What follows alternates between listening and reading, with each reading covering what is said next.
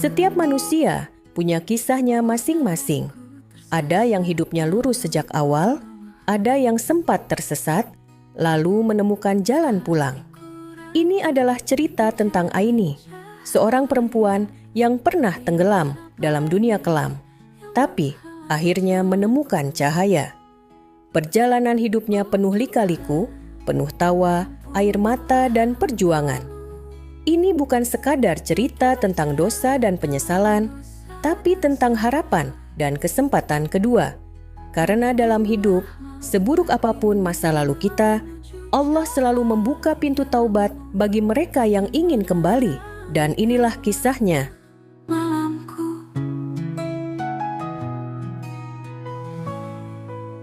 Assalamualaikum, halo semuanya. Nama gue Aini, umur 33 tahun. Asli dari kota Jakarta. Tapi sekarang tinggal di kampung kecil di Jawa Barat. Sebenarnya gue malu menceritakan pengalaman hidup gue sebelum gue hijrah menjadi seorang muslimah, tapi ini gue beranikan diri untuk bercerita. Siapa tahu kisah gue bisa jadi hikmah dan inspirasi. Waktu itu sebelum gue hijrah, hidup gue bisa dibilang hancur, berantakan gak karuan, jauh dari ibadah. Semua gue lakukan, hal-hal gak benar, maksiat, dari minum-minuman, semua minuman alkohol udah gue coba semua, dari kelas biasa sampai kelas atas. Hidup gue sering nongkrong, diskotik, maupun pesta nyabu bareng teman-teman. Bahkan gue pernah beberapa kali gonta-ganti cowok, semua tipe cowok pernah gue pacarin. Jadi gini, selain kerja di toko aksesoris dan counter HP dengan gaji yang bisa dibilang cekak, gue akhirnya nemuin usaha sampingan yang cuannya lumayan. Jadi Angelo alias antar jemput lonte. Awalnya gue gak ada niatan sama sekali buat nyemplung di dunia beginian. Suatu hari, temen gue, Ria yang udah pro banget di dunia BO, minta tolong dianterin ke hotel buat ketemu tamu bule. Karena dia buru-buru dan gak sempet nyari ojek, ya udah, gue bantuin.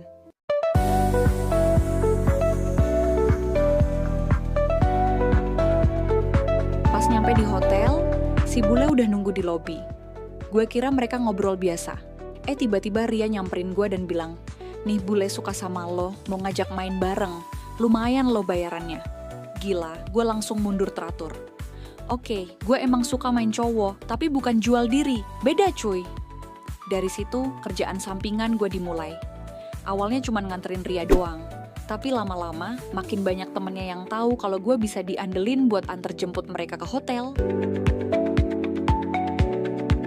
Dunia Angelo itu penuh lika-liku cuy, gak segampang yang lo pikirin. Gue banyak ngeliat hal-hal yang bikin geleng-geleng kepala. Pernah suatu kali, gue anterin temen gue yang udah langganan sama om-om kaya. Pas sampai hotel, si om gak ada. Lah, temen gue nangis-nangis karena udah nunggu berjam-jam. Dan ternyata si om kabur bawa duit DP. Buset, jadi cewek BO juga ada drama penipuan toh. Ada lagi kejadian konyol. Pernah, gue anterin cewek yang baru pertama kali main ke hotel. Pas nyampe depan lobi, dia grogi setengah mati.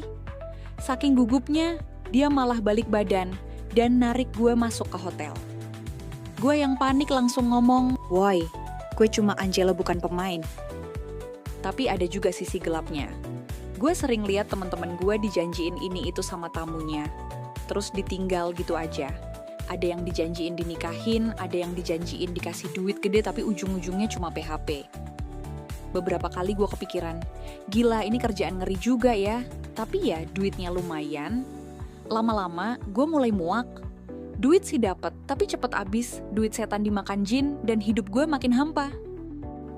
Gue lihat teman-teman gue yang makin lama makin rusak, ada yang kecanduan narkoba, ada yang kena penyakit aneh-aneh. Gue mulai takut, mulai ngerasa gak nyaman.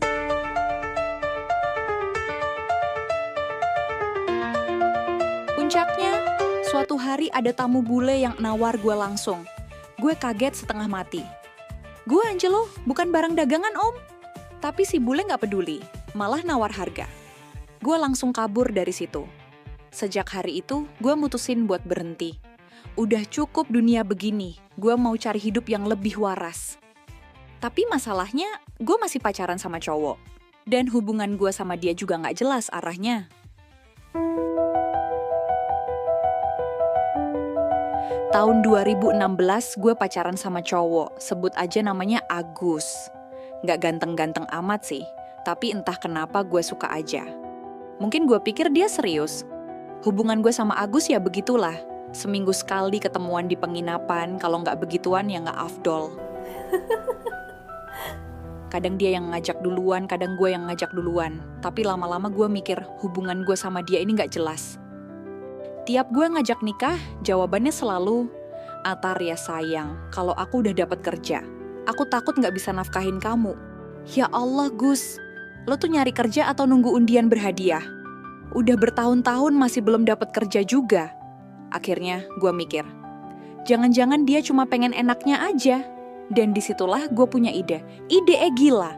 Gue ketemuan sama dia, begitu dia mau klimaks, gue tahan.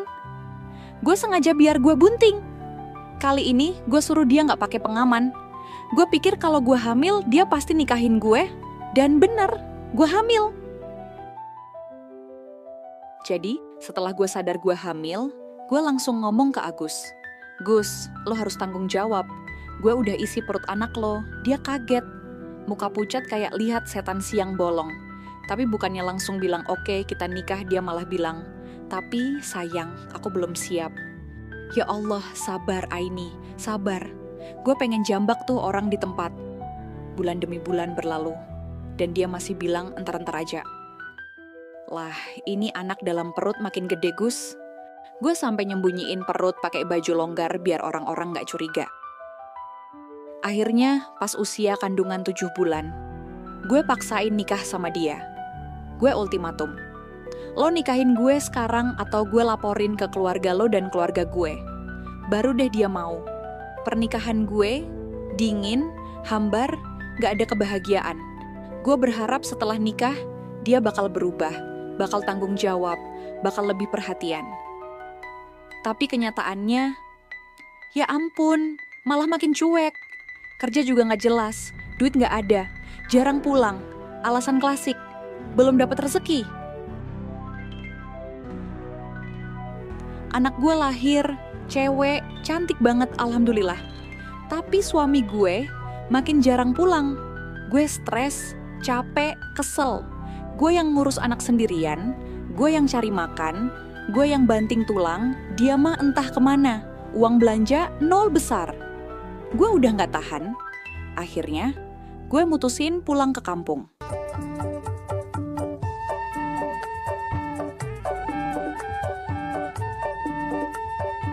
Orang tua gue di kampung kasihan ngeliat gue. Mereka nerima gue dengan tangan terbuka. Meskipun gue tahu dalam hati mereka pasti sedih ngeliat anaknya hidup kayak gini. Dan disinilah awal mula titik balik gue. Di kampung, gue mulai tenang. Jauh dari kehidupan Jakarta yang penuh hura-hura. Gue mulai banyak merenung. Gue inget dosa-dosa gue dulu. Di tanah lautan dosa yang gelap, ku sadari ku tersesat dalam kelemahan. Gue inget betapa kotornya hidup gue. Gue inget gimana gue dulu minum, nyabu, gonta-ganti cowok. Ya Allah, malu banget gue. Oh Tuhan, ampunilah hamba-Mu yang terjerat dalam dosa dan salah. Bimbinglah langkah ini menuju cahaya-Mu yang menerangi. Sampai suatu hari ada seseorang yang peduli sama gue. Dia ngajak gue ngaji. Awalnya gue ragu. Gue ngaji, gue yang dulunya gak pernah sholat, gak pernah nutup aurat. Gila, gue malu banget. Tapi dia bilang sesuatu yang bikin gue sadar, Allah itu maha pengampun. Sebesar apapun dosa lo, kalau lo mau bertobat, Allah pasti terima. Gue nangis sekencang-kencangnya. Gue sadar, selama ini gue lari dari Allah. Gue cari kebahagiaan di tempat yang salah. Gue kira dunia hura-hura itu bikin gue seneng, tapi nyatanya malah bikin gue makin hancur. Tuhan, ampunilah hamba-Mu yang Hari itu, gue mulai berubah. Pelan-pelan, gue belajar ngaji. Gue mulai pakai jilbab, gue tutup aurat. Yang dulu baju gue ketat, seksi, sekarang gue pakai baju longgar. Yang dulu gue suka dugem, sekarang gue lebih suka duduk di mushola. dengerin ceramah. Sholat gue yang dulu bolong-bolong, sekarang gue usahain gak pernah tinggal. Bahkan, gue mulai rajin tahajud, duha, zikir. Dan di situ, gue ngerasain ketenangan yang gak pernah gue rasain seumur hidup gue. Cintamu, terangilah jalan ini ya Rob, hingga kembali kepadamu. Cerita belum selesai. Masih banyak ujian dan perubahan yang Aini alami dalam perjalanan hijrahnya. Semoga dia istiqomah dalam menjalani hidupnya, menjadi wanita yang lebih baik. Oh Tuhan, ampunilah hamba-Mu yang terjerat